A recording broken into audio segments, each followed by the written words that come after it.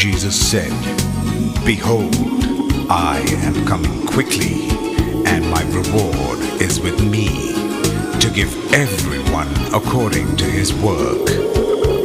I am the Alpha and the Omega, the beginning and the end, the first and the last."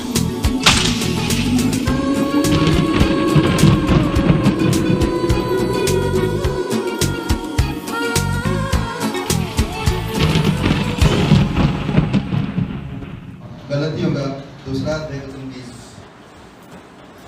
आज हम लोग बातें करेंगे इस विषय पर, हमें कलीसिया क्यों जरूरी है। हमें कलीसिया क्यों जरूरी है। 4 बातें देखेंगे हमारे लिए कलीसिया क्यों जरूरी है, या मेरे लिए। ठीक है, हर एक व्यक्तिगत जीवन में ये कह सकता मेरे लिए कलीसिया क्यों जरूरी है। ये हर एक व्यक्ति का सवाल है। ओके, गलतियों का किताब 2 अध्याय और वचन 20 पढ़िए।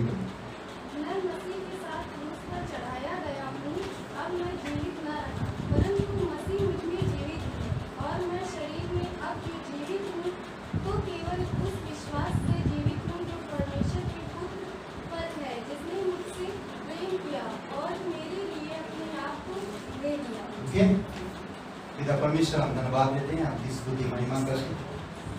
धन्यवाद उस क्रूस के लिए पिता, हम उस क्रूस को भूल नहीं सकते, क्योंकि हमारी दंड, हमारी बोझ, हमारी गुनाह, हमारी तकलीफ, हमारी परेशानी, हमारी अलगाव, सब कुछ समाप्त किया। हमें एक नया तरीका से एक संबंध कायम किया, और वो है पिता पुत्र का संबंध।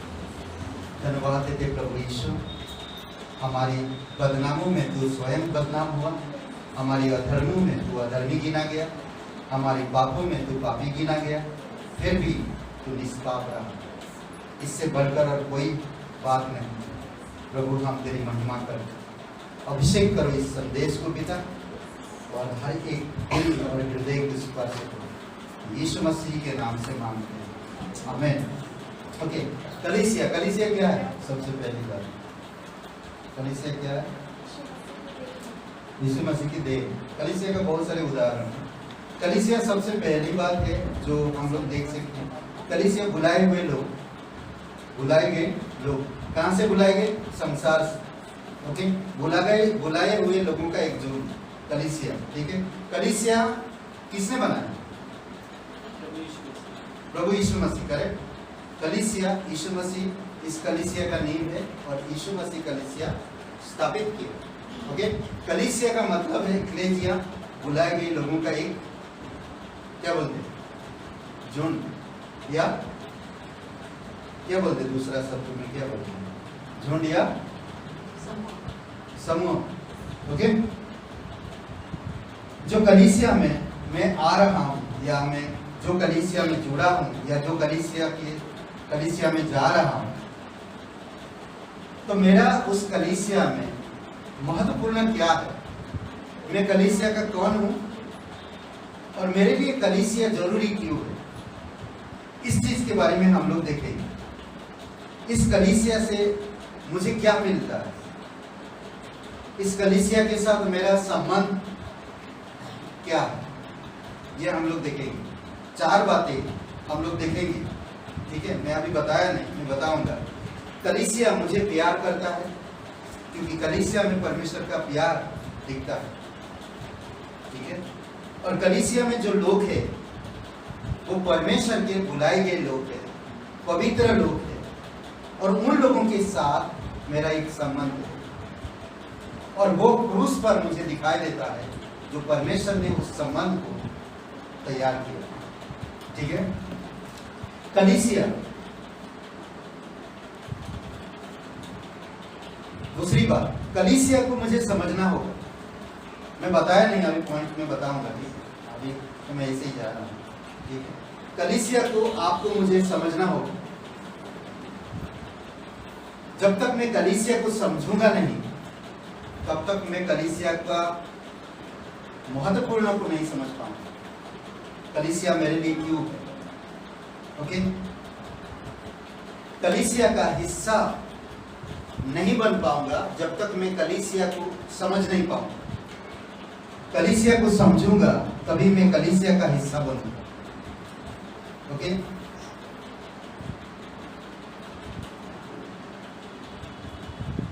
दूसरी एक बात है जो समझने का ना, क्या बोलते कि कलीसिया को मैं समझूंगा, जब तक मैं नहीं समझ पाऊंगा, कलीसिया का हिस्सा नहीं बनूंगा, तब तक मैं विश्वास में बढ़ नहीं पाऊंगा, या विकसित विश्वास में मेरा जीवन विकसित नहीं हो पाएगा जब तक मैं कलीसिया को नहीं समझूंगा। इसीलिए कलीसिया को समझना बहुत जरूरी है। कलीसिया से ही मेरे विश्वास, प्रेम, मसीह स्वभाव, मसीह दिमाग, समझ, चरित्र, चाल चलन कलीसिया से ही बनता है। समझ रहे? इसलिए बहुत इंपॉर्टेंट है मेरे लिए कलीसिया। अगर मैं विश्वास में नहीं बढ़ सकता हूं तो मसीह जीवन बेकार है। अगर विश्वास में नहीं बढ़ रहा हूं तो कलीसिया जाना व्यर्थ। समझ रहे? गलतियों का किताब जो हम लोग पढ़ा, क्या कहता है? मैं यीशु के साथ क्रूस की जो बात है, क्रूस में यीशु के साथ में क्रूस पर चढ़ गया, मर गया। ठीक है, यीशु के साथ में क्रूस पर मर गया, आपने जीवित नहीं रहा। समझ रहे? 2 बातें यहां पर, हम मसीह में मर चुके हैं और अब हमारा जीवन मसीह में छिपा हुआ है। ओके, मैं मसीह में मर चुका हूं क्रूस पर। अब ये मेरी ताकत नहीं चलेगा, मेरी शक्ति नहीं चलेगा, मेरी समझ नहीं चलेगा, पर मेरा जीवन यीशु में छुपा है। ये समझने की जरूरत है इंसान को। जब तक मैं इन चीजों को नहीं समझूंगा तब तक मसीह जीवन और स्वभाव को नहीं समझ पाऊंगा, विश्वास में बढ़ नहीं पाऊंगा। ओके, तो इसीलिए बहुत इंपॉर्टेंट है, मैं क्रूस पर यीशु के साथ मर गया हूं, यीशु में मेरा मसीह जीवन छुपा हुआ है। अगर मैं यीशु से अलग हो रहा हूं, कलीसिया को समझ नहीं पा रहा हूं, तो मैं विश्वास में बढ़ नहीं पाऊंगा। और जब मैं विश्वास में नहीं बढ़ पाऊंगा तो मेरा मसीह जीवन या कलीसिया होना व्यर्थ। समझ रहे हैं? कई बार देखें, कभी कभी आपके परिवार में, कई परिवार में कभी बच्चा छोटा ही रहता तो कैसा होता, एकदम छोटा ही रहता। 20 साल हो गया, शादी का उम्र हो गया, 25 साल हो गया, छोटा है, गोदी लेकर घूम रहा है, तो परिवार में क्या बीत रहा होगा? थोड़ी समय के लिए सोचिए।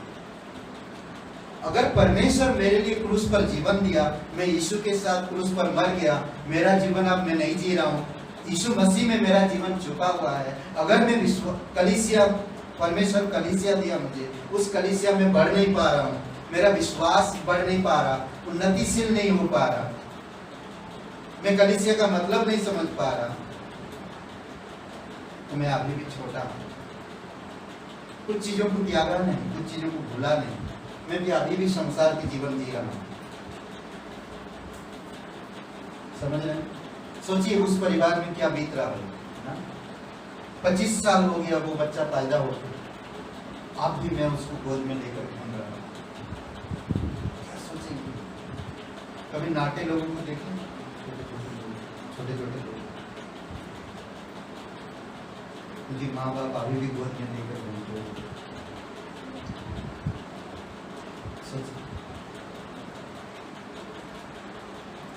पॉइंट नंबर 1, पहला, कलीसिया क्यों जरूरी है? मेरे लिए कलीसिया क्यों जरूरी है, ये हमेशा ध्यान दीजिएगा। ठीक है? पहली बात, कलीसिया में एक दूसरे के साथ संबंध रखना। संबंध सांसारिक संबंध नहीं हो सकता। एक घर में भाई बहन में कैसे संबंध रहता है? कलीसिया कोई मैरिज ब्यूरो नहीं है, कलीसिया कोई हॉस्पिटल नहीं है, कलीसिया कोई पैसा कमाने का बिजनेस सेंटर नहीं है। कलीसिया परमेश्वर का पवित्र भवन है। समझ रहे? कलीसिया परमेश्वर का घर है। मैं इस घर में उत्पन्न हुआ हूं। इस घर के हर एक लोग मेरे भाई बंधु हैं। बड़े होंगे, मेरे उम्र के समान होंगे, मेरे उम्र से नीचे होंगे, मेरे उम्र के ऊपर होंगे। जैसे मेरे माता पिता है मेरे व्यक्ति भौतिक जीवन में, वैसे कलीसिया में भी जो बुजुर्ग है वो माता समान है, पिता समान है, मेरे से बड़े मेरे बड़े भाई के समान है, मेरे से छोटे मेरे छोटे भाई बहन के समान है। मैं कलीसिया में उत्पन्न हुआ, मैं कलीसिया में जन्म लिया। कलीसिया परमेश्वर का घर है। अगर मैं इस घर को नहीं समझ पा रहा और कलीसिया में कौन सा मन लेकर आ रहा, कलीसिया में मुझे क्यों आना है, ये नहीं समझ पा रहा, तो अभी भी मैं मसीह नहीं हूं। अभी भी मैं मसीह नहीं हूं, प्रभु को नहीं जाना। इसलिए बहुत जरूरी है समझ। संबंध 2 प्रकार के होते हैं। एक तो पहचान होती है, पहचान, और दूसरा एक है अलग अलग प्रकार के संबंध होते हैं। इसमें से एक संबंध सिर्फ पहचान होता है। मैं सिर्फ पहचानता हूं, ज्यादा बातचीत नहीं होती, हाय नमस्ते कैसे, बस ये पहचान होती है। और एक होता है जो हम परमेश्वर के अनुग्रह में, परमेश्वर के प्रेम में और परमेश्वर की रिश्तों को लेकर हम उसके साथ रिश्ता, जो डिसाइपलशिप करते हैं ना, चेले बनाने और चेलेपन में। मैं उसके साथ वार्तालाप करता, सिर्फ हम परमेश्वर के बारे में बात करते और परमेश्वर की अनुग्रह के बारे में बात करते हैं, परमेश्वर की विजडम बुद्धि के बारे में बात करते हैं, परमेश्वर की क्या बोलते हैं शांति और परमेश्वर की गुण के बारे में बात करते हैं। वो मुझसे कुछ सीखता, मैं उससे कुछ सीखता। हम संसार के नजर में हम परमेश्वर के परिवार के एक हिस्सा बनते और ये संबंध पवित्र संबंध होता है जो परमेश्वर मेरे साथ जैसा संबंध रखा, मैं अपने भाई बहनों के साथ वैसा संबंध रख सकता। समझ रहे? अद्भुत है। दूसरा संबंध होता है जो मैं किसी का घर जाता हूं और मैं घर जाकर उनकी तकलीफ में, उनकी परेशानियों में, उनकी कमजोरियों में वार्तालाप करता और सुनता और उनसे परमेश्वर के साथ उनके साथ मिलकर प्रार्थना करता। एक अलग अलग संबंध होता है। मैं उनके घर जाकर मैं ये नहीं कहता कितना कमाते हैं आप, कौन कौन कमाते हैं, बहुत पैसा आता है घर में, नहीं, क्या खाते हैं। अच्छा, आपके पति बाहर गांव में रहते हैं, सोचिए, ये बात कुछ काम की नहीं है, ये संबंध नहीं हो सकता। दूसरी चीज जो कहता, उसी में मैं अभी तक दूसरी चीज में नहीं गया, मतलब पहले पॉइंट में ही है, ठीक है। कलीसिया में एक दूसरे के साथ संबंध रखना, कैसे मैं संबंध रख रहा हूं वो इम्पोर्टेंट है।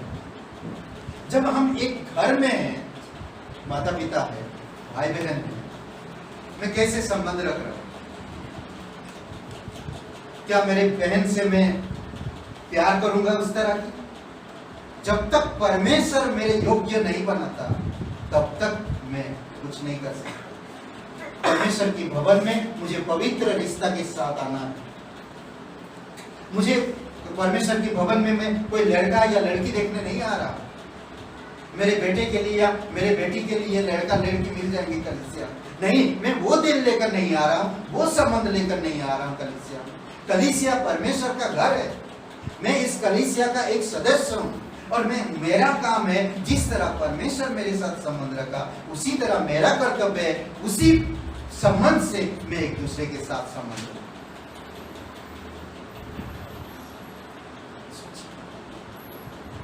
बहुत जरूरी है, बहुत जरूरी है।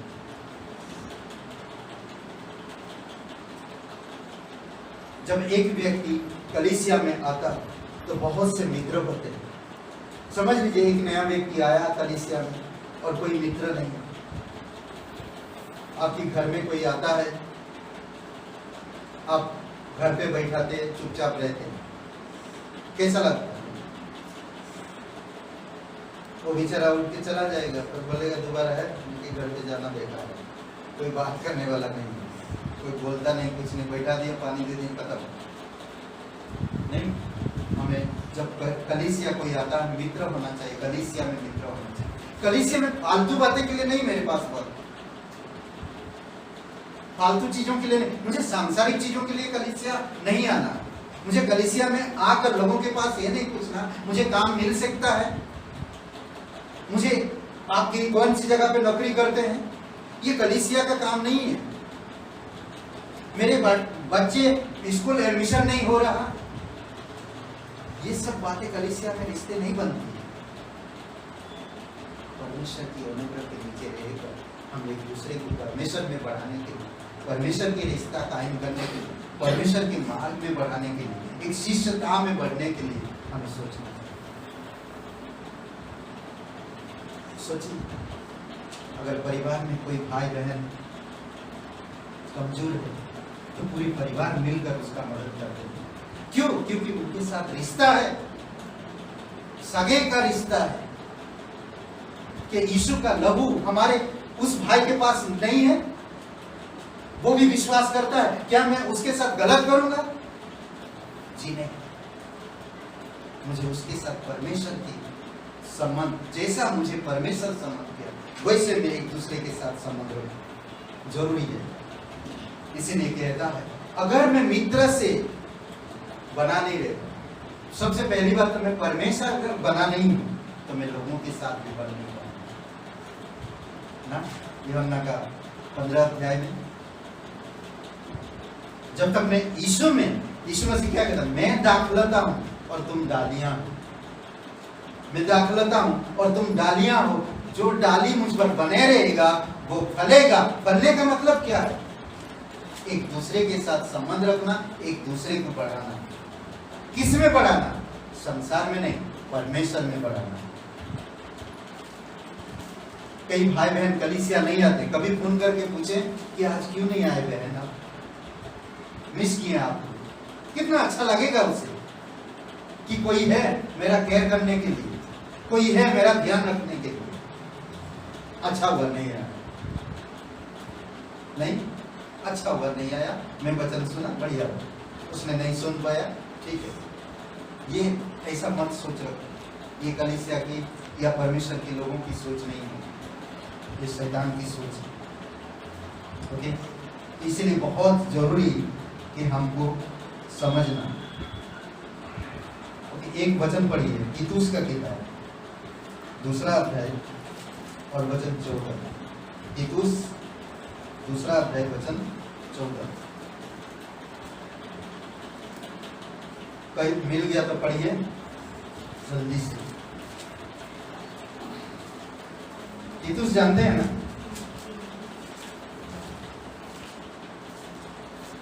दूसरा अध्याय वचन 14 पढ़िए।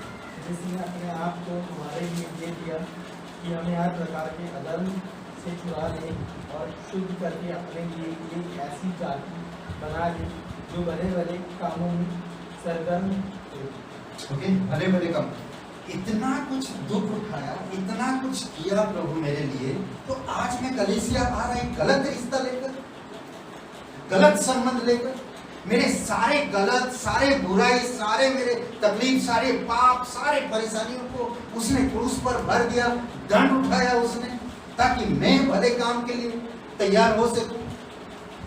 और मैं आज कर क्या रहा हूं कलीसिया में? कैसा संबंध मेरा कलीसिया? यंग लड़का, यंग लड़की, कैसे संबंध है? आज पति पत्नी किस तरह से कलीसिया में आकर एक दूसरे को गलत आरोप लगाते हैं। कलीसिया जाते तुम कैसे स्वभाव रखते हो, कलीसिया तुम नहीं जाते कैसे स्वभाव रखते हो। तमाम चीजों में क्यों? परमेश्वर आपकी और मेरी एक बुरे चीजों के लिए क्रूस पर अपना जीवन दे दिया, ताकि आप और मैं भले काम के लिए, एक अच्छे संबंध के लिए, एक अच्छे रिश्ते के लिए हम लोग तैयार हो सके और हम एक अच्छे रिश्ते में गठबंधन करके आगे बढ़ सके, ताकि समाज और लोग जब देखे तो कहे कि इनका चरित्र, इनका गुण कितना खूबसूरत, कितना सुंदर है, प्रभावित हो सके आपकी बातों से, आपकी गुण से, आपकी स्वभाव से वो प्रभावित हो सके। आपको मुझे यीशु मसीह उस क्रूस पर दंड अपना प्राण देकर आपको मुझे बचाया, क्यों? ताकि हम अच्छे कामों के लिए सरगर्म हो सके, पढ़ रहे अच्छे कामों के लिए। अद्भुत है। मैं दाखलता, तुम डालियां, दाखलता डालियां, जैसे ऐसा ऐसा ऐसा संबंध हो एक पेड़ में डालियां जैसा, एक पेड़ में डालियां की संबंध जैसा नहीं, ऐसा संबंध हो, कितना अच्छा लगता है। अगर डाली अलग हो गया पेड़ से तो फल पाएगा, कुछ कर पाएगा, बढ़ पाएगा, फल पाएगा, फल लाएगा नहीं लाएगा। सिंपल। परमेश्वर मेरा संबंध, क्रूस मेरा संबंध, यीशु मेरा संबंध, पवित्र बाइबल मेरा संबंध, और वैसे में संबंध रखता है बाइबल से। अद्भुत नहीं? संबंध क्यों जरूरी है? दूध तेरा का संबंध, एक जो संसार में है, एक जो संसार के संबंध है, और दूसरा है आत्मिक संबंध होता है। किस तरह का मैं संबंध रखता हूं? सांसारिक संबंध रखता हूं या मैं आत्मिक संबंध रखता हूं? ये इंपॉर्टेंट है। संबंध में प्रेम जरूरी है, परमेश्वर का प्रेम, सांसारिक प्रेम नहीं। और जो इंसान वचन पढ़ता, जो इंसान परमेश्वर के साथ के जो संबंध है उस समझ पाता है और परमेश्वर में बना रहता है, तो वो इंसान कलीसिया को समझ पाएगा और जो प्रेम उसे मिलता है वही प्रेम वो दूसरों को दे पाएगा। संबंध में प्रेम जरूरी है, क्षमा जरूरी है। ओके, पिता पुत्र पवित्र आत्मा में जिस तरह का संबंध है वो संबंध जरूरी है। यीशु मसीह को लोग क्या नहीं करते, क्या नहीं किए, फिर भी प्रेम किया, क्षमा किया। ये संबंध बनाता है, इस संबंध को कायम रखता है। फायर में नहीं आया परमेश्वर ना, एक डंडा लेकर नहीं आया परमेश्वर। यीशु मसीह डंडा लेकर नहीं आया, फायर में नहीं आया संबंध बनाने के लिए। प्रेम और क्षमा लेकर आया। प्रेरितों के काम दूसरा अध्याय किस तरह की कलीसिया था, 42 से 47 वचन, 47 वचन।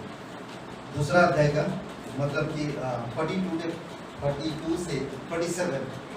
ओके, सीरियस है आप, समझ रहे हैं, मेरे साथ हैं आप, हैं, सुन रहे हैं पक्का? नहीं तो फिर मैं एक पॉइंट देकर रख दूं। ओके, आगे चलते। वहां कलीसिया के लोग क्या करते थे, क्या करते थे? याद है आप? दूसरे अध्याय में क्या हुआ? कलीसिया का स्थापना हो गया, कलीसिया का शुरुआत हो गया। नहीं, कितने लोग ऐड हो गए थे पतरस जब प्रचार कर रहा था? कितने लोग? 5 लोग, 3000, फिर बाद में 5000, 3000 लोग। और वो लोग कर क्या रहे थे? एक संबंध बना हुआ। वो लोग क्या कर रहे हैं? 42 वचन पे पढ़े, क्या कर रहे थे? प्रेरितों से शिक्षा पाने तैयार थे, हमेशा तैयार रहते थे सीखने के लिए। वो ये नहीं कहते थे मेरा नौकरी नहीं है, मेरा काम नहीं है, मेरा ये नहीं है, मेरा वो नहीं है। वो कभी नहीं कहा पैसा नहीं मिल रहा, सैलरी नहीं मिल रहा, ये कभी नहीं कहा। तो उनको पता था कि जो परमेश्वर हमारे साथ हमें मतलब हमें नया जीवन देने के लिए हमारे लिए क्रूस पर मर सकता है, वो परमेश्वर हमें सब कुछ प्रोवाइड कर सकता है। इसीलिए वो सीखना चाहते थे, जानना चाहते थे। कलीसिया को एक प्रेम और शांति के साथ हर एक इंसान को समझाना चाहते थे। संगति करते थे, वचन पढ़ते थे, प्रार्थना करते थे साथ मिलकर। ये कलीसिया के लोग हैं जो इस तरह से काम करते थे। आप बाद में पूरा पढ़िएगा और एक वचन पढ़िए। ये लोग एकजुट थे पूरी तरह से। सोचिए, नजर उनका पवित्र था, शब्द उनका परमेश्वर के था, कान उनका प्रेरितों में लगा रहा सीखने के, लवली दिल से प्रार्थना करते थे।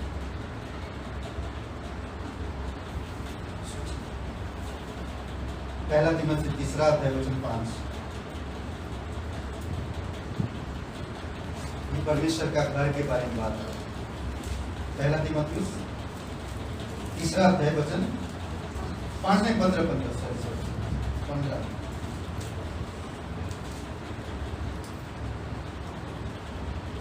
यदि मेरे आने में देर हो तो तू जान ले कि परमेश्वर के घराने में जो जीवती परमेश्वर की कलीसिया है और जो सत्य का खंभा और नींव है, कैसा बर्ताव करना चाहिए। ओके, कैसे परमेश्वर के घर में कैसे बर्ताव करना चाहिए। कल पास्टर नहीं होगा, कैसे बर्ताव करेंगे, लीडर्स नहीं, कैसे बर्ताव करेंगे। अगर मैं कलीसिया का सदस्य हूं, मैं कलीसिया को समझता हूं, मैं कलीसिया का एक हिस्सा हूं, तो मुझे कैसे बर्ताव करना चाहिए, घर में कैसे बर्ताव करना। नहीं, परमेश्वर का घर हमारा संबंध को मजबूत बनाता है। परमेश्वर के घर हमारे संबंध को, रिश्तों को मजबूत बनाता है। समझ रहे हैं? जब कलीसिया के लोगों के बीच अच्छा संबंध होता है, शैतान को पसंद नहीं होता। हमेशा कलीसिया के लोगों के बीच में शैतान बाधाएं लाता है ताकि संबंध को तोड़ सके। किसी घर में अगर पति पत्नी, माँ बाप, बच्चों के बीच में कोई अच्छा संबंध नहीं है तो वो घर में अशांति होगा, तनाव होगा। और शैतान इस काम को जानता अच्छी तरह से। अगर हमारा संबंध परमेश्वर के साथ अच्छा होगा, भाई बहनों के साथ अच्छा होगा संबंध, तो शैतान को डरता है, उसको पसंद नहीं है कि कलीसिया एकजुट रहे, उसको पसंद नहीं है। समझ रहे हैं? इसलिए शैतान हमेशा संबंध को तोड़ना चाहता है। कलीसिया के भाई बहनों के बीच में जो भी संबंध है, उस संबंध को तोड़ना चाहता है हमेशा। छोटी छोटी बातों में आपको गिराएगा। आप आए, बगल में बैठे, कोई बहन अगर कुछ किया तो आपको पसंद नहीं, उसको बोल दिए मुंह पे। शैतान चाहता है इसे। मैं लोगों के लिए नहीं आता हूँ, मेरा घर है ये कलीसिया, मैं एक सदस्य हूँ। कोई नया व्यक्ति आता है, मुझे परमेश्वर के प्रेम का दीपक लेकर उसके पास पहुंचना, वो अंधेरा में है, मुझे उसके उजाला में लाना नहीं। शैतान हमेशा चाहता कि भाई बहनों के बीच में वह फूट डाले ताकि संबंध को तोड़े और विश्वास में बढ़ न सके। एक दूसरे पर आरोप लगाए, एक दूसरे पर दोष लगाए, एक दूसरे को कहे तुम कमजोर हो, तुम कुछ नहीं आता है, और दोनों मिलकर उसके बारे में वो जाकर लीडर को कंप्लेन करे, वो जाके लीडर को कंप्लेन करे। कंप्लेन मतलब क्या बोलते, शिकायत करे। समझ रहे? वो जाकर शिकायत करे, वो जाकर शिकायत करे, पास्टर इनकी शिकायत में घुस जाए, लीडर वो प्लान पूरा ना कर सके। कई सारी चीजें होती हैं। तो इसीलिए आपको मुझे समझना होगा, मैं अगर कलीसिया का एक सदस्य हूं, मेरे लिए कलीसिया क्यों जरूरी है। ओके? हमेशा शैतान फूट डालने की कोशिश करता है ताकि हमारे विश्वास को कमजोर बनाए। समझ रहे? हमारे विश्वास को कमजोर बनाए, जरूरी है हमको समझना। ओके? दूसरी बात यहाँ पर देखते हैं, मत्ती का किताब 12 अध्याय में जब सब लोग सुन रहे थे वचन, उसकी माँ और भाई आते मिलने के लिए यीशु मसीह। मत्ती के 12 अध्याय 46 से लेकर 50 तक अगर आप पढ़ते हैं तो वहाँ पर यीशु मसीह क्या कहता है? कोई आता है यीशु मसीह के पास और आकर कहता है कि तेरे भाई और तेरी माँ आए। तब तो उसने चेलों की तरफ हाथ दिखाकर कहता है, कौन है मेरी माँ और कौन मेरी भाई? जो मेरी वचन सुनते वही मेरे भाई और बहन हैं, और जो मेरी परमेश्वर की इच्छा के अनुसार चलते वही मेरे भाई और बहन हैं। समझ रहे? दूसरी बात, पहला पॉइंट क्या है? कलीसिया क्यों जरूरी है मेरे लिए? क्या था पहला? कलीसिया में एक दूसरे के साथ संबंध रखना। कौन सी संबंध? सांसारिक, आत्मिक संबंध। जिस तरह एक डाली पेड़ के साथ संबंध, उसी तरह मुझे एक दूसरे के साथ संबंध रखना। ठीक है? अगर आप पढ़ेंगे 12 अध्याय में ना, पहला कुरिन्थियों का 12 अध्याय, तो उसमें वरदानों के ऊपर बात करता है, अलग अलग अंग के ऊपर बात करता है। ये कलीसिया के अंग है, हम सब लोग यीशु मसीह सिर है। अगर एक अंग दूसरे अंग से नफरत कभी नहीं करता, और ना एक अंग दूसरे अंग को नीचा दिखाता, कभी नहीं। समझ रहे? इसीलिए आपको मुझे समझना। दूसरी बात, कलीसिया में जाने से पहले मन की तैयारी जरूरी है। कलीसिया आने से पहले या कलीसिया जाने से पहले मन की तैयारी जरूरी है। समझ रहे? कई बार आप दुनिया में देखे होंगे लोगों को, कोई भी चीज तैयारी करके नहीं करते तो फिर वो गड़बड़ होता है। हर एक काम तैयारी के साथ किया जाता है। संभवपदेशक 5वां अध्याय 1-2 वचन पढ़िए। कलीसिया में जाने से पहले मन की तैयारी जरूरी है।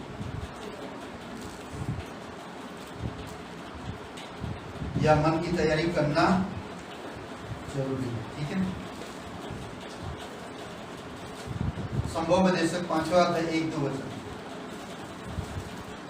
जब तुम परमेश्वर के भवन में जाए तब सावधानी से चलना, सुनने के लिए समीप जाना मूर्खों के बलिदान चढ़ाने से उत्तम है, क्योंकि वे नहीं जानते कि बुरा करते हैं। ये बातें करने में उतावली न करना और न अपने मन से कोई बात उतावली में परमेश्वर के सामने निकालना, क्योंकि परमेश्वर स्वर्ग में है और तू पृथ्वी पर है, इसीलिए तेरे वचन थोड़े ही हैं। ओके, ये अद्भुत बात कह रहा है। जब तुम परमेश्वर के भवन में जाए और मन की तैयारी नहीं, कुछ भी बोल सकते हैं आप किसी को, क्योंकि मैं मन की तैयारी करके नहीं आया। अगर आपका बेटा या बेटी का शादी है, या आप किसी का बर्थडे पार्टी करते हैं, या आप किसी कहीं पर जाना है, तो आप पहले से बताने के लिए कहते हैं, प्लानिंग करते हैं हर चीज में। तो परमेश्वर की भवन में आ रहा, ना मन की तैयारी है ना दिल की तैयारी, मैं ऐसे ही आ गया। कमाल है, कैसा विश्वासी हूं मैं। कलीसिया क्या चीज है, मैं उठा और चल दिया। ना तो मन की तैयारी है और ना दिल की, कुछ भी नहीं, उठा और चल दिया। कौन है कलीसिया, क्या है कलीसिया, जरूरी क्यों है मेरे लिए कलीसिया? मन की तैयारी। जब तक मैं मन की तैयारी नहीं करूंगा तो मेरा मन वचन आने से रुकेगा, अंदर जाने से रुकेगा। और सुनूंगा भले ही, तो क्या होएगा, मैं कलीसिया आया बिना तैयारी के और मैं बैठा, मैं लड़की को देख रहा हूँ, उस परिवार को देख रहा हूँ, अच्छा वो नया परिवार है, अच्छा वो परिवार है, यही सोच रहा भाई। क्यों? क्योंकि मैं दिल और मन की तैयारी से नहीं हूं। कैसे परमेश्वर की सभा को प्राप्त करूं, कैसे कलीसिया के महत्व को समझ पाऊंगा? नहीं समझ पाऊंगा। प्रभु यीशु मसीह मेरे लिए क्रूस पर क्यों मरा, जीवन देने का उसका तात्पर्य क्या था, समझना हो। जब मैं आना कलीसिया में, परमेश्वर के भवन में तैयारी के साथ दिल और मन को तैयार करो। परमेश्वर सर्वशक्तिमान, पवित्र, पराक्रमी, सर्व सामर्थ्य परमेश्वर मुझसे बात करेगा। आज मैं वचन सुनूंगा। प्रभु मैं खाली होकर आ रहा हूँ, मैं वचन सुनना है आज मुझे। कई सारे शादी में जाते हैं, शादी जाने 8 दिन से उनको मालूम 2 महीना शादी का निमंत्रण मिला। मुझे उस दिन मैं सुबह से कुछ नहीं खाऊंगा, शादी में जाने तैयारी समझ, तैयारी की। मैं उस दिन कुछ नहीं खाऊंगा, तैयारी कर रहे हैं। मैं उस दिन सुबह से लेकर कुछ नहीं खाऊंगा, जाकर शादी में खाऊंगा पेट पर। तैयारी एग्जैक्ट, अच्छा तैयारी खाने के लिए तैयारी, समझ रहे? हमेशा मन की उतावली मत करो, कोई चीज उतावली मत करो, धीरज रखो, संयम रखो ना, सुनने के लिए तत्पर रहो, सुनने के लिए हमेशा उतावली मत करो। 3रा अध्याय में निर्गमन क्या हम देखते हैं, उतावली से जाता देखने के लिए आगे, तो क्या कहता परमेश्वर मूसा को? 3रे अध्याय निर्गमन में कहां जाता? जब झाड़ी जल रही तो मूसा आगे बढ़ता है देखने के लिए, उतावली, और आगे जाता, और आगे जाता, आवाज आती, रुक जा, ये पवित्र स्थान है, अपनी ज्योति निकाल।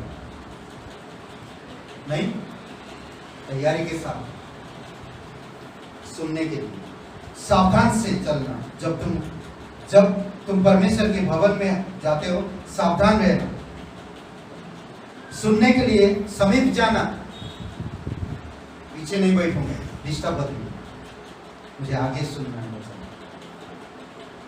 कई बार पीछे बैठेंगे, उधर एक क्या बोलते दिख नहीं रहा, पास्टर को नजर नहीं आ रहा, वो आदमी, तो उसके पीछे कुछ चालू हो जाता है। समझ रहे? चुप, मतलब बीच में बैठा कोई है जो सर थोड़ा ऊंचा है कभी कभी सर ऊंचा होता है और फिर पीछे बैठे, मालूम दोनों चालू हो गया। मास्टर थोड़ा इधर आके देखता है तो फिर कुछ भी करने लगते हैं सर। कई सारी चीजें करते हैं। एनीवे, मैं एक बातें बता रहा हूँ, समझ रहे? ओके, सुनने के लिए समीप जाना ये बलिदान से भी उत्तम है। दिल को तैयार करता है, मन को तैयार करता है। बोले मन को अगर तैयार नहीं तो मन क्या क्या करता है? धोखेबाज। मन जो है धोखेबाज, बहुत सारी बातों में वो धोखा देता है। इसीलिए मुझे मन को तैयार करना है, समझ रहे? वो परमेश्वर की वचन सुनने नहीं देगा। मन परमेश्वर की वचन को सुनने नहीं देगा। यिर्मयाह की किताब 17 अध्याय में नहीं 17 में मन बहुत से बातों में धोखा देता है, समझ रहे? 17 का 9 में शायद। ओके, तीसरी बात,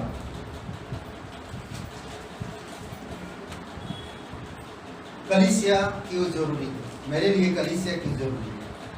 कलीसिया की तीसरी पॉइंट है, कलीसिया के सभी कार्य के लिए तैयार रहना। सभी कार्य मिलेगा तब मैं करूंगा नहीं, सभी कार्य के हमें पता है, याद है। मुझे कुर्सी भी पहले से हम तैयार होके जाते हैं। मुझे अगर कुर्सी भी साफ करने मिल जाता था तब भी मैं करता। मैं जाकर देखता था कलीसिया में कुछ वॉलंटियर रहते थे, कुछ लोग रहते थे, वो पहले से 2 घंटा पहले से आकर वो कलीसिया के सब सेटअप करते थे। सीखने का इच्छा है, कलीसिया का प्रेम, परमेश्वर के प्रति प्रेम। यहाँ पर हम समय पे नहीं करते। आकर वहां पर वो लोग तैयार होते थे, सब कुछ सेटअप करके प्रार्थना करने बैठ जाते। उस दिन खाना पीना भूल जाते थे वो लोग। कलीसिया मेरा जिम्मेदारी हर सभी कार्य के लिए तैयार है। पहला कुरिन्थियों का 12 अध्याय और वचन 8 को ही पढ़िए।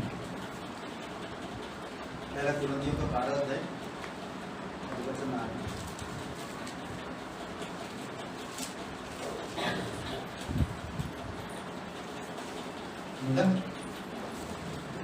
पढ़िए कोई जल्दी से।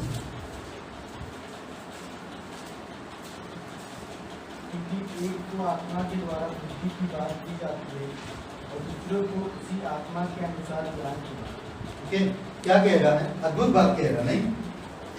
एक को आत्मा के द्वारा बुद्धि की बातें दी जाती है और एक को उसी आत्मा के द्वारा ज्ञान की बातें दी जाती। मैं वचन सुन रहा हूं, उन वचनों के अनुसार जीवन नहीं जी रहा तो व्यर्थ। परमेश्वर ने कलीसिया में लोगों को अलग अलग सेवकाई दिया है।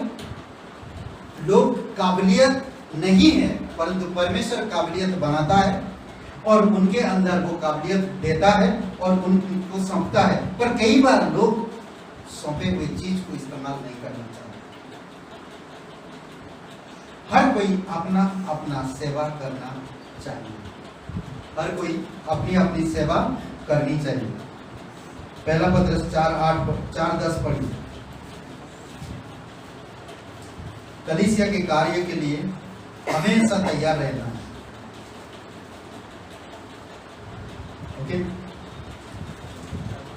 जिसको जो वरदान मिला है वह उसे परमेश्वर के नाना प्रकार के अनुग्रह के भले भंडारियों के समान एक दूसरे की सेवा में लगाए। एक दूसरे की सेवा में लगाने के लिए कहता है। कुलुसियों का 1:29 पढ़िए और इफिसियों का 4:11-12। कुलुसियों का ये पहला पत्रस का 12 कितना 8 पढ़ा था क्या? 18 पढ़िए। 18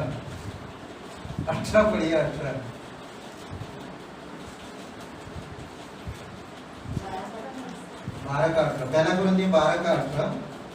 ओके, और पहला पत्रस 4:10, कुलुसियों का 1:29, इफिसियों का 4:11-12। ओके, इसमें 3 चीजें मैं बता देता हूँ, वो वचन आप लोग लिख दिए, बाद में पढ़िएगा। 3 चीज ध्यान दीजिए। कलीसिया में कार्य करने का 3 मतलब है। ओके, किस तरह से हम लोग कार्य कर सकते। पहला, कलीसिया के कार्य करना या करता तो ऊपर की ओर जाता है। सबसे पहली बात, जब मैं कलीसिया का कार्य करता तो ऊपर की ओर जाता है। ठीक है, ऊपर की ओर मतलब परमेश्वर का समझकर परमेश्वर की ओर जाता, ऊपर की ओर जाता। यह क्या, ये ऊपर की ओर क्या दर्शा रहा है? ठीक है, जब मैं कलीसिया का काम करता हूँ तो वो ऊपर की ओर जाता है। मैं इस ऊपर की ओर जो जा रहा है, इसको मैं क्या दर्शा रहा हूँ? ध्यान दीजिए, परमेश्वर के महिमा को दर्शा रहा हूँ। जब मैं अपनी स्व इच्छा से कलीसिया के कार्य में हाथ पटाता हूँ तो मैं अपनी स्व इच्छा से करता हूँ, तो परमेश्वर की महिमा को प्रकट करता हूँ। समझ रहे? जब कलीसिया के कार्य करता हूँ उसके द्वारा क्या होता है कि मैं परमेश्वर की महिमा होती है। जब मैं करता हूँ परमेश्वर की महिमा होती है। इस महिमा में शायद मेरा नुकसान हो सकता, शायद मेरा फायदा हो सकता, मुझे नहीं मालूम।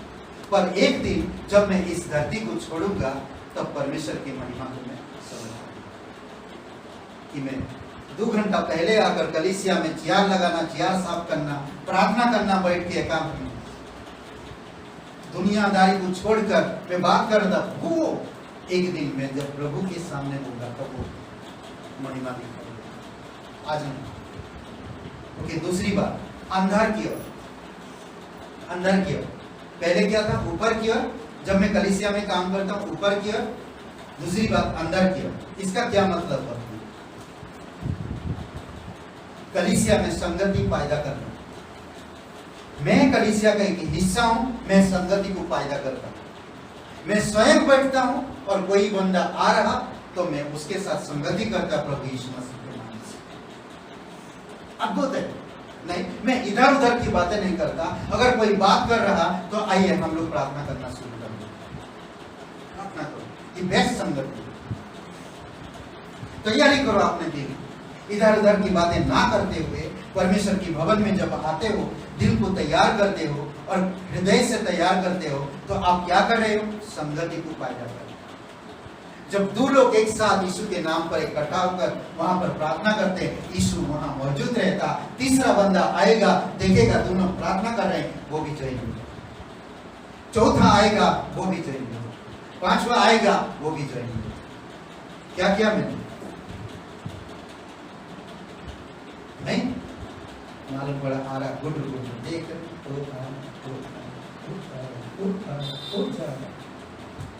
क्या मतलब है? पहला क्या कार्य था? ऊपर किया। दूसरा क्या है? अंदर किया। तीसरा क्या है? बाहर किया। समझ रहे? एक मसीह, एक विश्वासी भाई बहन काम करते हैं, ऊपर किया। कलीसिया में जब काम करते हैं परमेश्वर की महिमा होती है। दूसरा, कलीसिया में जब काम करते हैं संगति को उत्पन्न करते हैं। तीसरा, बाहर की ओर। इसका मतलब है संसार में सुसमाचार प्रचार करना। संसार में सुसमाचार प्रचार करना और विश्वासी लोगों के 3 चीज एक व्यक्ति कर रहा जब वो काम कर रहा है कलीसिया में, स्वेच्छा पूर्वक क्या कर रहा? परमेश्वर की महिमा कर रहा, भाई बहनों को संभाल रहा, सुसमाचार प्रचार कर रहा और विश्वास। अद्भुत है नहीं? मत्ती का 28 अध्याय और वचन 19-20 जो परमेश्वर आज्ञा दिया है, महान आज्ञा। परमेश्वर की कार्य, परमेश्वर की विश्वासियों को अलग अलग वरदाने दिए गए हैं ताकि अलग अलग जगह पे वो कर सके, सिखा सके, बता सके, समझा सके और कलीसिया स्थापित कर सके। अद्भुत है। ये कलीसिया के कार्य के बारे में बात कर रहा है। इसीलिए कलीसिया मेरे लिए जरूरी है। अंदर की ओर, ऊपर की ओर, अंदर की ओर, बाहर की ओर। ठीक है, अद्भुत है नहीं? मत्ती के रोमियो का 15 अध्याय 5 और 6 वचन कलीसिया में संगति को उत्पन्न करना एक सबसे बड़ी गौरव की बात है। कलीसिया में संगति को उत्पन्न करना। रोमियो का 15:5-6 वचन। यीशु नींव है, कलीसिया में हमें चाहिए कि संगति को उत्पन्न करें। यीशु नींव है, यीशु सिर है और हम सब अंग है। एक अंग में मिल जाता जब एक शरीर बनता नहीं, कितना अच्छा लगता है। पहला पत्रस 2:5 में संसार में सुसमाचार सुनाना है। हम क्या योगदान दे सकते हैं, हमें उस पर निर्भर नहीं होना, बल्कि हम क्या कर सकते हैं परमेश्वर की अनुग्रह से, वो हमें निर्भर करता है। समझ रहे? परमेश्वर हमारे लिए जो करना था वो किया। अब हमें जो करना है वो आपको मुझे करना है। शुरुआती कलीसिया के सीखने के लिए तत्पर थे, संगति करते थे, घर घर मिलते थे।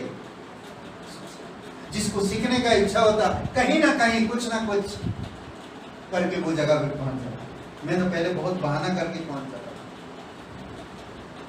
मैं बहाना करके पहुंच जाता था परमेश्वर के लोगों के पास। मैं कोई गलत जगह नहीं जा रहा। आज लोग गलत जगह पहुंच जाते बहाना करके, झूठ बोल के। मैं सही जगह जा रहा हूं बहाना करके। निर्णय धीरे धीरे मुझे पता चला कि निर्णय मेरा सही था। अद्भुत। पौलुस की महान इच्छा क्या था? पौलुस की जो महान इच्छा था, सबसे बड़ा इच्छा क्या था? पेट्रोल के काम 20-24 में और पहला कोरिन्थियों का 9:19-23 में उसका एक ही काम, महान काम था। जहां जहां मसीह का सुसमाचार नहीं पहुंचा, वहां वो मसीह का सुसमाचार पहुंचा सके। समझ रहे हैं? अद्भुत है। चौथी बात, आखिरी पॉइंट। ओके, कलीसिया मेरे लिए क्यों जरूरी है? चौथी पॉइंट। पहला क्या था? कलीसिया में संबंध। दूसरा, कलीसिया में मन की तैयारी। तीसरा, कलीसिया के कार्य में। चौथा, ध्यान दीजिए, प्रभु परमेश्वर में मैं कैसे बढ़ सकता हूं, या विश्वासी जीवन में मैं कैसे बढ़ सकता हूं।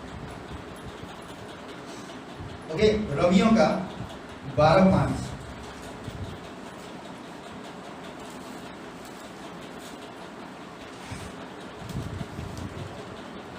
कलीसिया क्यों जरूरी है? रोमियो का 12:5। कलीसिया क्यों जरूरी है? कलीसिया एक दूसरे के साथ संगति करने के लिए जरूरी है। एक दूसरे से हम सीखते हैं, एक दूसरे से हम संगति करने से हमारा जीवन बढ़ता है। समझ रहे? इसीलिए आपको मुझे ये समझना कि मेरे व्यक्तिगत जीवन में कलीसिया मेरे लिए जरूरी है। पहली बात, कलीसिया मेरे लिए क्यों जरूरी है? ये 2-3 वचन आप इब्रानी का 10वां अध्याय 24-25 और याकूब का 4:8। अंत के दिन देखकर हमें एक दूसरे के साथ ज्यादा मेल मिलाप करनी चाहिए। और 4:8 में क्या कहता है? जितने हम परमेश्वर के करीब रहें, भाई बहन के करीब होना है। ठीक है। पहली बात, कलीसिया क्यों जरूरी है? प्रभु परमेश्वर में मैं कैसे बढ़ सकता हूँ? बढ़ने के लिए क्या जरूरी है? किसी इंसान, किसी बच्चे को घर में बढ़ने के लिए क्या जरूरी है? पौष्टिक भोजन, मेंटालिटी, फिजिकली ना, उसको केयर करना, ध्यान देना, पढ़ना लिखना में, हर चीज में उसका ध्यान देना। ये चीज में हम लोग, ताकि वो धीरे धीरे ग्रोथ मन से भी, मतलब दिमाग से भी, शरीर से भी और मानसिकता मजबूत हो सके। मानसिकता, बुद्धि, समझ लो ना, क्या बोलते हैं, निपुण बढ़ सके। बादाम खिलाते हैं बच्चों को, बादाम खिलाते, रोज बादाम खिलाते, ताकि बच्चे अच्छा बढ़ सके, तंदुरुस्त बन सके। नहीं तो आत्मिक में क्या जरूरी? सबसे पहली बात, प्रभु में आगे बढ़ने के लिए प्रोत्साहन देना जरूरी है एक दूसरे को। इब्रानी का 10:24 और 25 ओके, प्रोत्साहन, एक दूसरे को प्रोत्साहन दो। धन्यवाद तुम आए, अगली संडे भी हम मिलेंगे। एक काम करो, हम लोग बीच में कभी मिल सकते हैं, बात कर सकते हैं, हम लोग बीच में मिलकर बात कर सकते हैं वचन से, फिर प्रार्थना करें 5 मिनट, तो क्या होता है हमारी संगति बढ़ रही, हम एक दूसरे में प्रोत्साहन कर रहे हैं। कभी कभी किसी घर में विश्वासी है पूरे, एक बार बर्ताव अविश्वासी की तरह, कभी कभी किसी के घर में सब कोई विश्वासी है, सिर्फ एक और अविश्वासी है, सिर्फ एक विश्वासी है, तो बर्ताव कैसा है उनके घर में। तो ऐसे समय पर हम एक दूसरे को मिल सकते हैं, संगति कर सकते हैं, प्रोत्साहन कर सकते हैं वचन से। मैं कुछ पढ़ा, आप कुछ पढ़े, आपके दिमाग में कुछ बातें, मेरे दिमाग में कुछ बातें, जब हम लोग मिलते हैं कहीं एक दूसरे के साथ, आइए मैं आपके घर आ सकता हूँ अमुक दिन में, क्या आप मेरे घर आ सकते हैं? मुझे घर में बुला के परमेश्वर के बारे में बात करना, कलीसिया के बारे में बात करना, प्रार्थना करना, प्लान करना और उनको प्रस्ताव। कलीसिया में आकर ये नहीं करना कि मेरा काम नहीं हो रहा, वो काम पूरा कर दीजिए, मुझे आपसे 10,000 रुपया की जरूरत है, इसीलिए मुझे नहीं आना उनकी घर, मुझे ये सब चीजों के लिए नहीं आता। इफिसियों का 6 एक दूसरे जब मिलते हैं, है क्या मैं तुम्हारे लिए प्रार्थना कर सकता हूँ, तुम ऐसे तकलीफ में गुजर रहे हो या गुजर रहा है, क्या मैं तेरे लिए प्रार्थना कर सकता हूँ? क्या हम दोनों मिलके उस व्यक्ति के लिए, कलीसिया में वो नया व्यक्ति आया था, अब क्या हम दोनों मिलकर प्रार्थना कर सकते हैं उसके लिए? चलो हम विश्वास के साथ प्रार्थना करते हैं ना। इफिसियों का 6 एक दूसरे के लिए प्रार्थना करने के द्वारा बढ़ सकते हैं, एक दूसरे के साथ प्रार्थना करने के द्वारा बढ़ सकते हैं। याकूब का 5:16 ना, विश्वासी धर्मी जन प्रभावशाली, विश्वास से बहुत कुछ हो सकता है। प्रोत्साहन करना, मिलकर प्रार्थना करना। तीसरी बात, एक दूसरे की सहायता के द्वारा प्रभु में बढ़ सकते हैं। सहायता, कैसे सहायता? क्या सहायता कर? आर्थिक रूप से सहायता कर सकते। अगर मैं किसी को 100 रुपया देना चाहता, उसके पास कमी है, नहीं सुन, मेरे पास आपने 300 रुपया मांगा था, मेरे पास नहीं है, सॉरी, मैं उसके लिए क्षमा चाहता, मेरे पास 100 रुपया है, मैं इतना देकर सहायता करता, मैं वो 100 रुपया दोबारा नहीं मांगता हूँ, नहीं मांगता हूँ, मैं भूल गया वो 100 रुपया। हे, तुम मेरे सिस्टर हो, तुम मेरे बहन हो, तुम मेरे भाई हो, कमान यार, तुमको तकलीफ हुआ, ये हम सहायता किए, वो भूल जाओ। मैं 100 रुपया के लिए उसको कोर्ट में लेकर नहीं जाता हूँ, मैं 100 रुपया के लिए सब लोगों के बीच में उसको नहीं लेता। मैंने उसको उस दिन तुम्हारी जरूरत था, मैंने 100 रुपया दिया, और आज मुझे जरूरत, तुम दिया नहीं कुछ 1 रुपया मांगा तो नहीं। ये मसीह लोगों का सहायता नहीं है, ये परमेश्वर का सहायता नहीं है। जब आप और मैं बेसहारा, निराशा में थे, तकलीफ में थे, भूखे में थे, शैतान की गुलामी में थे, पाप की बंधन में पड़े हुए थे, तो हम 100 रुपया के लिए उसको बीच में, हम जो कलीसिया आती है मेरे साथ बैठते हैं, 100 रुपया के लिए मैंने सब लोगों के बीच में उसको अपमानित कर दूं? जी, मुझे समझना है, समझ रहे हैं? आर्थिक रूप से सहायता करें, आत्मिक रूप से सहायता। आर्थिक रूप से कई बार लोग सहायता करते, भूल जाते। मुझे भी याद है, बहुत सारे लोग हमारे पास जब पानी भर गया था घर में, शर्ट, कई सारे बुक्स, बैग खराब हो गया, सरकार से आते आते पैसा तो इंसान मर जाएगा, पर कलीसिया के लोग हर चीज मुझे हमें दिए थे, करेक्ट, हर चीज को लोग प्रोवाइड किए। मुझे अच्छी तरह से याद है, मेरे पास शर्ट भी नहीं था, अच्छी तरह से याद है, कई सारे भाई मुझे शर्ट दिया।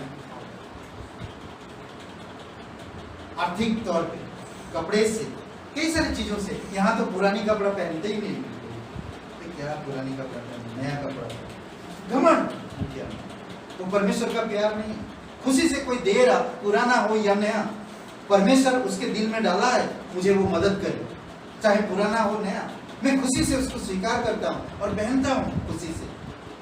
जब मैं पहनता हूँ वो कपड़ा तो मैं सुंदर लगता हूँ। तो जब मैं वो कपड़ा पहन कर जाता हूँ तो बोलते अरे अभिराम क्या लग रहे हैं यार, क्या बात है, नया शर्ट है? नहीं पुराना, किसी ने दिया, गिफ्ट है। प्रेज़ गॉड, परमेश्वर करता है। सोचिए मेरा पास्टर खुद बोलता है शर्ट बहुत अच्छा लग रहा है, परमेश्वर करता है।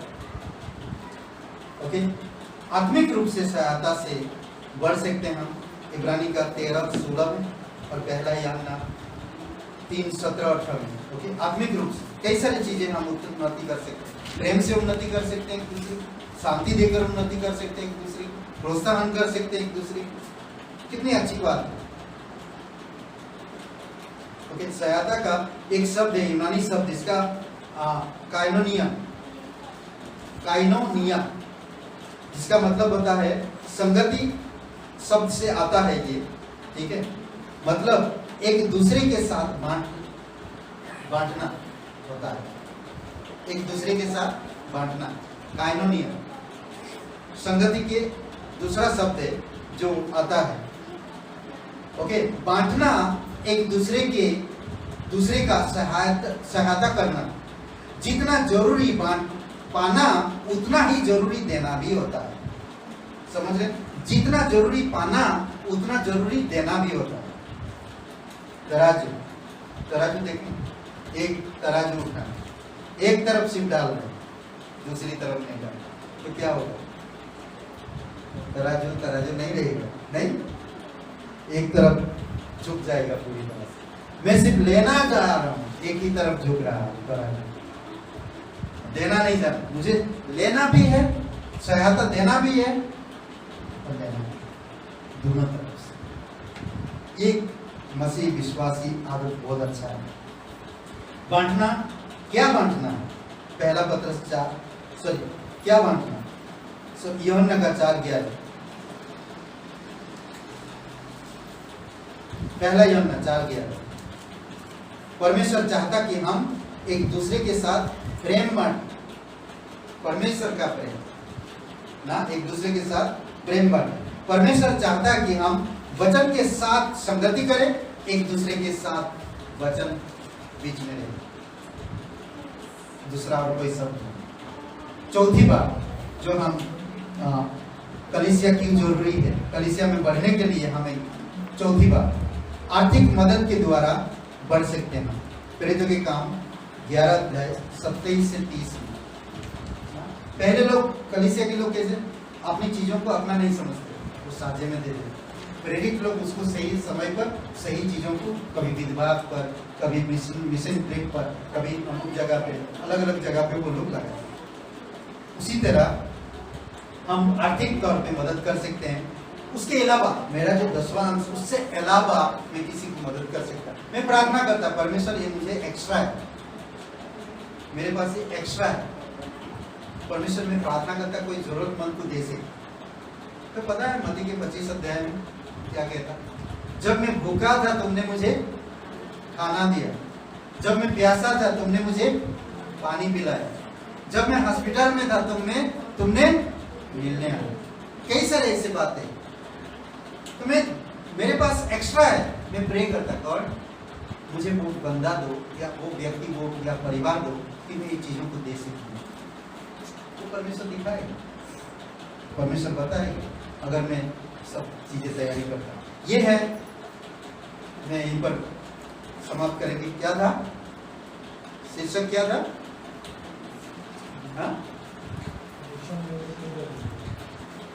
शीर्षक क्या था? सब एक दूसरे को देखकर कमाल हो गया, कमाल हो गया। तालियां बजा सकते हैं अपने लिए, मेरे लिए मत बजाइए। क्या था शीर्षक? अरे बाबा पलट लो ना किताब। हमारे लिए कलीसिया क्यों जरूरी? हमारे लिए, मेरे लिए कलीसिया क्यों जरूरी? मेरे लिए कलीसिया क्यों जरूरी? 4 बातें याद रखिएगा। सबसे पहली बात जरूरी इसीलिए है कि कलीसिया में मुझे एक संबंध ना, कलीसिया के साथ मेरा एक संबंध है। परमेश्वर मेरे साथ संबंध रखता, मेरा संबंध कलीसिया से। जैसे परमेश्वर मेरे साथ संबंध रखता, उसी तरह मैं कलीसिया के साथ संबंध रखता। दूसरी बात, कलीसिया में आने से पहले किसकी तैयारी? अपने आप को तैयारी तो करना ही है, वो तो भूलना नहीं कभी, वो तो कोई नहीं भूलेगा, पर मन की तैयारी करना नहीं चाहिए। भले अपने आप की तैयारी करना भूल जाओ, मन की तैयारी करो। तीसरी बात, कलीसिया के कार्य के लिए हमेशा तैयार रहना है। कार्य देखें कहाँ है, कौन सा कार्य है? ऊपर की ओर, अंदर की ओर और बाहर की ओर। ऊपर की ओर क्या है? महिमा। अंदर की ओर क्या है? संगति। बाहर की ओर क्या है? प्रचार करना, सुसमाचार प्रचार करना। चौथी बात क्या है? चौथी बात, कलीसिया मेरे लिए क्यों जरूरी है? चौथी बात क्या है? परमेश्वर में कैसे बढ़ सकते हैं? कैसे बढ़ सकते हैं? चार बातें मैंने दिया, कैसे बढ़ सकते हैं। पहली बात कौन सी थी? मैं बंद कर रहा हूं, प्रोत्साहन करना। दूसरी बात, प्रार्थना के साथ ना एक दूसरे को प्रार्थना करते हैं। तीसरा, सहायता के द्वारा। ओके। चौथा, आर्थिक मदद के द्वारा, आत्मिक मदद के द्वारा और आर्थिक मदद के द्वारा। ठीक है, आइए प्रार्थना करो। याद रखो, घर पे जाके दोबारा पढ़ो और इसके बारे में सोचो। आप कलीसिया के एक हिस्सा हो। परमेश्वर चाहता मेरे बच्चे आलसी या नाकामचोर मत बने, कार्यशील बने, संगति मजबूत। शैतान संगति मजबूत जब होता है, शैतान करता है, कांपता है ना। आइए प्रार्थना करें। हमारे जीवित परमेश्वर, हम धन्यवाद देते हैं, आपकी स्तुति महिमा करते हैं। स्वर्ग और पृथ्वी बनाने वाला प्रभु, तेरी दया और कृपा है, सारा आदर सारा गौरव हम तुझे देते। धन्यवाद इस दिन को, इस समय को, प्रत्येक भाई बहनों को अगुवाई करो पिता। कलीसिया का मतलब समझे, कलीसिया में क्यों आते, मन की तैयारी करके आए प्रभु यीशु। कलीसिया के कार्य के लिए तैयार हो सके, एक सच्चा मन लेकर कलीसिया के साथ, हर एक भाई बहनों के साथ संबंध रखे, परमेश्वर का आत्मिक संबंध रखे, सांसारिक नहीं। प्रभु आपकी दया, आपकी कृपा, प्रत्येक लोगों को अभिषेक करो और अगुवाई करो तेरी प्रकाश में, तेरी वचनों में और तेरी ज्योति में अगुवाई करो। धन्यवाद करते, तेरी स्तुति महिमा करते। आज का दिन को, इस समय को तेरे चरणों पर रखते। प्रार्थना प्रभु यीशु मसीह के नाम से मांगते हैं, आमीन।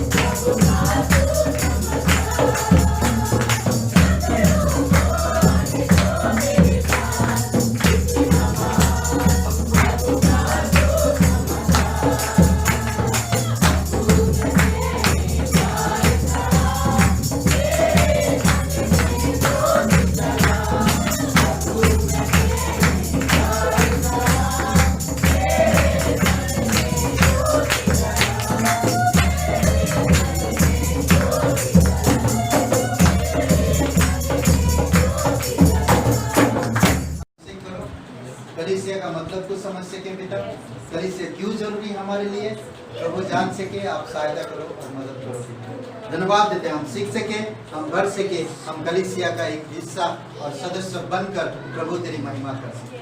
धन्यवाद देते, प्रत्येक लोगों को अभिषेक करो, आशीषित करो पिता, अगुवाई करो, आध्यात्मिक में बढ़ाओ, परिपक्व करो प्रभु तेरे वचनों में, तेरे प्रकाशन में और तेरे अद्भुत राज्य में और सुसमाचार में प्रभु अगुवाई करो। धन्यवाद देते हैं, प्रत्येक लोगों को आशीषित करो पिता। धन्यवाद आज का दिन के इस समय पे पिता, हम प्रार्थना करते हैं पल्लवी के लिए, आप उसको स्पर्श करो, उसके दोनों कानों को खोलो, यीशु नासरी तेरे नाम से वो सुन पाए और एक दिन इस घर में तेरी महिमा हो। विश्वास के साथ प्रार्थना करते, यकीन करते तो हमारी प्रार्थना सुन, यीशु नासरी के नाम से मांगते, आमीन।